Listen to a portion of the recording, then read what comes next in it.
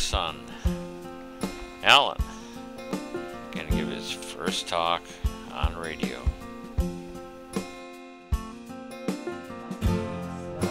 Adding sense to your stories. we're challenged by it. Not that we can't come up with smelly subjects. We're olfactorily challenged. And that's a fact. Actually, though, the idea behind smells as stories is that you're not necessarily putting the smell at the focus of the story, unless, of course, the smell is a giant factor in the story.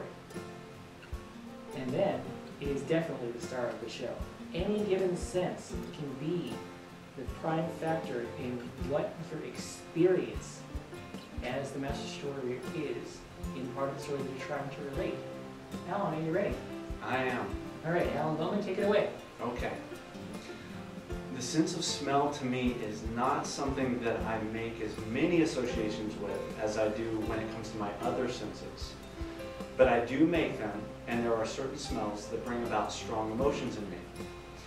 I have certain favorite smells that I never tire of.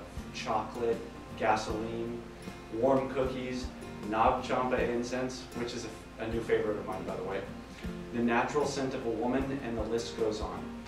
I have just one single story in me about the power of smell and how it greatly affects me. It shows just how powerfully you can be changed on all levels of your being just through the stimulation of one of your senses. I'm 38 years young now, and there are certain smells I haven't smelled since I was 9, and yet I remember them clear as day right at this moment. In fact, that's where we're going to be traveling in our DeLorean right now, the year of 1983, the year of my first real girlfriend and first kiss, the year that Steven Spielberg's E.T. was all over every single piece of merchandise, the year that I was totally in love with the Dukes of Hazzard TV show, and the year that MTV was the new thing that was just catching on to becoming a household name. Wow, what a time that was for me. I was only in 3rd grade then, and one of the biggest crazes, at least in my age group, were something called scratch and sniff stickers. You'd have these white round stickers with a cartoon rendering of whatever the smell was supposed to be, and kids would collect the living hell out of these things. A couple that spring to mind are the pizza, the pickle, and there was a really creative one that smelled like dust with a touch of black licorice. And the picture was a skeleton. And it's kind of funny because as a kid, it made perfect sense to my little kid mind. It was like, yeah, that's what a skeleton would smell like. You know, dust and black licorice, of course.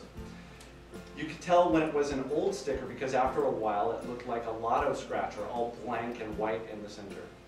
You can only get so much mileage out of those things, but wow, how the exacting memories of those smells stick around and transport me so clearly back to that time.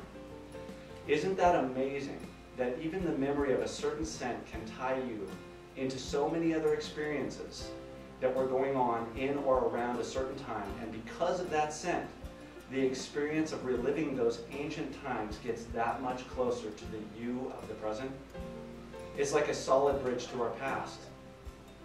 I'd love it if they'd reissue those old stickers again, but keep everything exactly the same as it was back in the 80s. I'd be right there in line if they did. I'm so thankful that I have those memories still, because in a way it's like going to Disneyland when you're young.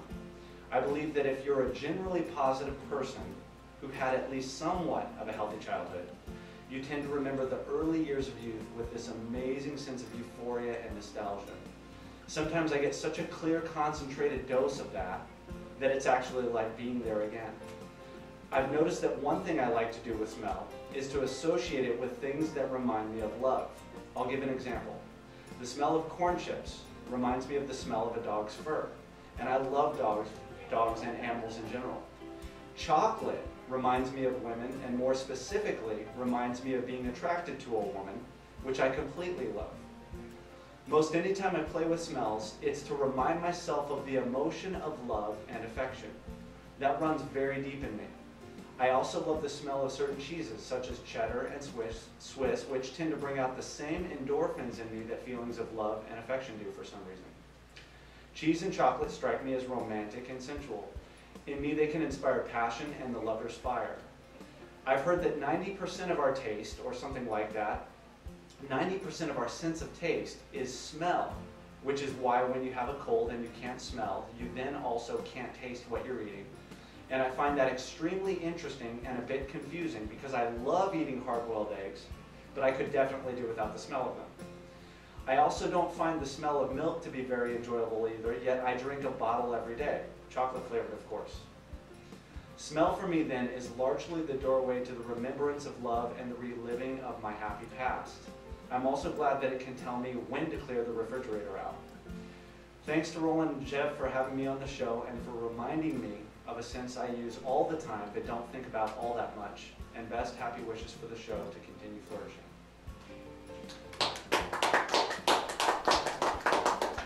Allan, Thank you you, did Allan. a wonderful job. Let's go home. Home and stories.